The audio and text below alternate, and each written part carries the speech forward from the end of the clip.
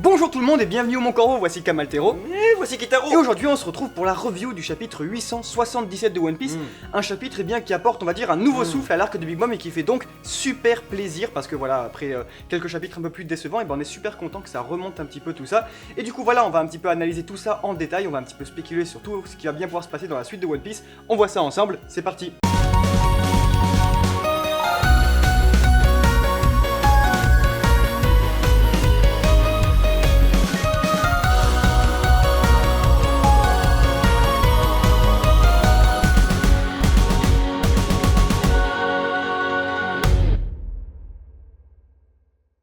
Nous avons enfin un magnifique chapitre, vraiment, pour Totland. Nous arrivons vraiment clairement à la toute fin de l'arc, vraiment, ça se sent.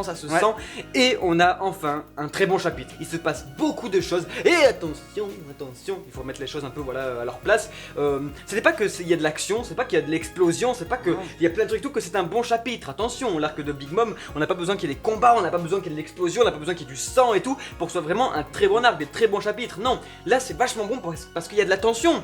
Parce qu'on était là comme ça, oh, qu'est-ce qui va se passer, et parce que le chapitre nous prend du début à la fin jusqu'à nous surprendre à la toute fin, ça c'est cool, moi j'ai bien aimé. La force du chapitre réside en fait dans le fait que le rythme s'accélère, et là où avant on avait une intrigue qui s'étirait et qui commençait un petit peu à être insupportable, et bien là maintenant tout s'accélère très rapidement et les événements voilà, se déroulent les uns après les autres, et on a beaucoup d'intrigues comme ça d'un coup qui se passent, c'est-à-dire que les Mugiwara sont bientôt pris au piège et tout s'accélère véritablement, c'est-à-dire que la page en fait d'ouverture du chapitre eh bien, est assez impressionnante en soi. Pourquoi ? Parce qu'on y retrouve quand même Chopper qui est littéralement en train de décéder, on va dire en fait. C'est assez puissant parce que c'est une sorte de retournement de situation. Là où on avait un petit peu marre et on était un petit peu agacé du fait que les Mugiwara prenaient toujours les devants sur Big Mom, et bien là directement le chapitre il commence avec une défaite des Mugiwara et ça va être ça un petit peu sur tout le long, si ce n'est que de la défense de la part de Luffy et ses compagnons au chapeau de paille. Mais là où le chapitre est totalement intéressant, totalement fou, c'est quand Pedro il annonce quelque chose, il annonce la volonté du dé implicitement. Et là, forcément c'est la force de One Piece, on va dire, dans n'importe quel chapitre tu balances du oui c'est mystique, on attendait ça depuis des années, est-ce que c'est lui, et bah là boum c'est bon, on est là, c'est le meilleur chapitre de tous les temps. Là il y a aussi plein de choses intéressantes, mais il y a des surprises, il y a des petits trucs comme ça qui t'accrochent en fait, on lit, on fait ouais c'est cool, quoi, qu'est-ce qu'il a dit, et boum, il y a des petits trucs. Donc oui, Pedro est au courant, et il faut pas oublier que les Minks c'est donc un peuple millénaire, ils sont là depuis plus de 1000 ans sur Zunesha qui est un éléphant vieux de 1000 ans et tout, donc direct quand ça a été présenté par Law et tout, quelqu'un qui disait ça sur le bateau, ouais tout, regardez le Zunesha, c'est le peuple Minks et tout, ils sont là depuis un millier d'années. Nous tous les fans étaient là en mode waouh, mais ils doivent connaître un truc, ils doivent connaître le siècle oublié, un truc comme ça, c'était il y a 800 ans et tout, donc et ben lui il le sait, voilà, ils attendent ça, donc le clan Kuzuki tout, il rebalance un peu de la hype bien. Comme ça, il fait attendez j'ai un peu de hype en plus de dynamite comme ça, il fait tenir un peu. Il se passe véritablement plein de choses dans ce chapitre, que ce soit par exemple voilà avec la volonté du dé etc, et puis la nouvelle ère que devraient commencer les Mugiwara, et puis et ça c'est très important parce que justement le fait qu'on est en train de perdre Pedro et qu'on l'a même ça se trouve perdu, on espère, parce que c'est ça, sinon c'est ce serait un petit peu la force de ce chapitre, et bien ça montre que il laisse derrière lui un héritage à carotte et tout ça, et ça fait vraiment vibrer, ça tout ça c'est humain, c'est quelque chose qu'on reconnaît tous, c'est très puissant, et surtout quand il te dit va guider, et il faut qu'il puisse aller jusqu'au bout du chemin parce que c'est important pour le monde, pour qu'il puisse changer, et ça mais on dirait que Pedro il connaît la vérité et ça fait vraiment flipper parce que ce gars, tout ça en fait vient en gros surplomber le chapitre qui est déjà en soi très complet, c'est-à-dire les combats par exemple le combat entre Luffy et Katakuri qui est déjà assez impressionnant en soi, on s'y attend pas vraiment en fait, on savait le fruit de Katakuri, on savait qu'il pouvait un peu s'étirer et tout, mais c'est marrant en fait, comme il nous le présente, on est en mode oh mais c'est vrai en fait. Et puis voilà on a un parallèle qui est bien créé entre les deux, c'est-à-dire les deux bras qui se cognent, les deux bras qui se rétractent comme ça en snap. Parlant de parallèle en plus, donc ça montre à quel point Shiroda là il en met beaucoup, c'est aussi Perospero au tout début du chapitre qui dit oui en 3 minutes Chopper tu vas mourir et tout, donc tout de suite nous on a lu ça, ça nous a fait tout de suite penser à Chopper avant l'ellipse des 2 ans qui était là forcément à manger ses Rumble Balls, qui pouvait avoir des pouvoirs pendant 3 minutes et qui donc disait bien voilà Enies Lobby c'est bon, la phrase est connue, en 3 minutes je te défonce, bah là voilà c'est ça, enfin il y a plein de petits détails comme ça fait plaisir. Oda il maîtrise son œuvre mais genre d'une force, et c'est ça qu'on disait dans les précédents chapitres, qu'on disait que tout ça bien entendu, le fait qu'il y avait un peu de lenteur, que ça s'étirait et tout ça, c'était forcément une volonté de la part des Oda.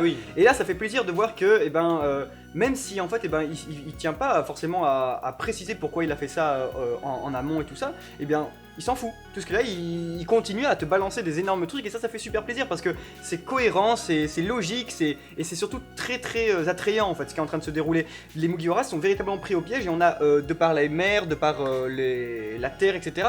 Et on a Big Mom qui arrive avec son épée qui va donner un énorme coup. On arrive Jinbei qui n'arrive pas, qui se demande ouais comment on dit le coup de burst comme ça. Et bref, et pourtant non ils peuvent pas parce qu'il y a le candy machin qui se met et tout ça. Ouais. C'est très bien foutu parce que c'est quelque chose qu'on retrouve un peu partout dans les arts, c'est le last minute rescue et c'est le fait que tout le temps, et ben, oh mon dieu, la tension elle augmente, on voit que les cases sont de plus en plus rapides, hein, le découpage des cases est toujours de plus en plus rapide, de plus en plus serré, jusqu'au moment où, la libération effectuée par Pedro, c'est cool parce que on respire pas un bon moment et pas de chapitre la semaine prochaine.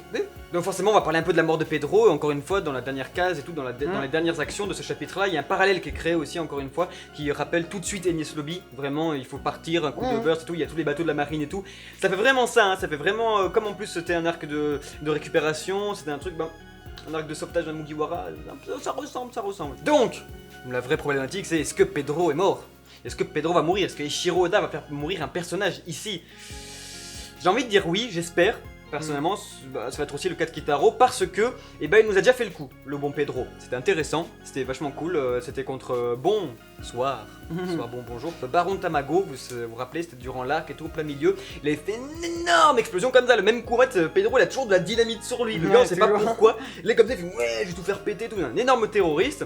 Et sur la première fois, il avait fait, et c'était, il avait réussi à s'enfuir grâce au miroir, donc il était en mode ouais, tout nickel et tout, j'ai rien. Il avait fait une énorme explosion de fou malade, et là il refait pareil, limite en 10 fois plus grand. Mais aussi là où c'est vachement intéressant, c'est que quand même il fait péter un mec à 700 millions de berries. Et j'ai envie de dire, est-ce qu'on survit ou on survit pas à ça? Est-ce que tu mets Luffy, il a 500 millions, est-ce que tu fais exploser? C'est un peu bizarre parce que ça reste shonen et tout. Est-ce qu'une explosion comme ça, parce que...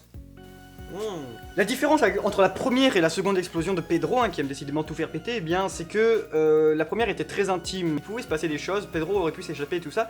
Or là, la seconde, eh bien toute la réaction des personnages, Luffy, Carrot, tout ça, même Nami en pleurs et surtout la triste réaction de Carrot, eh bien tout ça nous est présenté et ça pourrait pas correspondre au fait que Pedro puisse en sortir et tout ça, dans la mesure où vraiment ce serait un petit peu décevant parce que là, surtout avec la fin de chapitre, la dernière case, l'explosion comme ça, et surtout le bon débarras là de Pedro et le fait que et surtout le truc très très important, c'est les dernières paroles de Pedro qui naviguent entre toutes les têtes de personnages et qui disent faites en sorte d'aller jusqu'au bout de votre aventure, etc. C'est important pour l'avenir de ce monde et tout ça. C'est très beau et c'est même ce qui est le plus intense dans tout One Piece en fait parce qu'au final c'est tout ce qui restera de One Piece. Pedro avait complètement compris la game. Voilà, Pedro depuis le tout début, on l'avait vu sur son arbre au tout début là, comme ça dans sa jungle.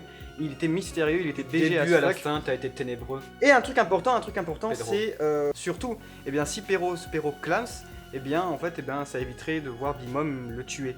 Et ça pourrait créer une sorte de fin logique, en fait. Ça éviterait aussi, surtout, de faire un gâteau. De l'entendre faire pérorine. Mais qu'est-ce que tu fais? Il est dégueulasse. Non mais moi je l'aime bien. Ah, je déteste. Parce que le truc à comprendre c'est que même si on est sur la route, le chemin d'un gâteau, eh bien il y avait un petit truc qui clochait en fait quand on y réfléchissait, on se disait imaginons quand même on fait pas de gâteau et qu'au final il y a pas de gâteau, il y a tout ça et tout, il y a quand même un problème qui se pose, et bien c'est que Spero devrait mourir sous les coups de sa mère. Et ben là au final vu qu'il est plus là, le problème est résolu en fait. Donc il pourrait comme ça en fait, en gros si vous voulez, juste et tout bête même si ça veut absolument pas dire qu'il y aura pas de gâteau, mais en tout cas l'intrigue maintenant, la porte de l'intrigue est à nouveau déverrouillée pour pouvoir continuer.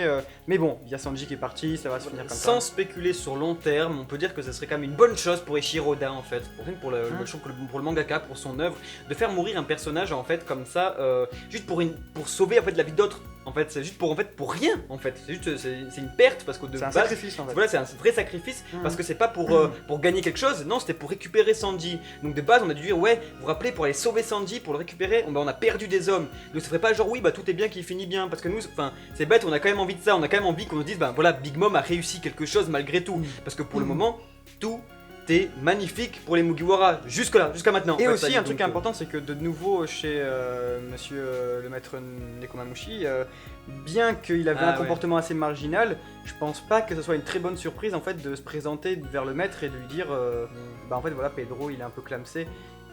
L'alliance, tout ça, l'ordre géopolitique du monde, les Mugiwara. Mais est-ce que si on lui dit que vous inquiétez pas, il s'est sacrifié pour que justement on puisse être là, comment est-ce que vous réagirez? Enfin, c'est très compliqué et ça qui est cool, ça serait très intense de voir la réaction des autres Minx comme ça qui supporteraient pas de voir Pedro qui était quand même un homme très important et très haut gradé chez les Minx. Ça serait, c'est délicat et ça serait super intense de voir tout ça et qu'au final, ce serait dans les larmes qu'on comprenne qu'il faut avancer, que s'il se sacrifie, c'est que voilà, c'est pour qu'on puisse être encore là.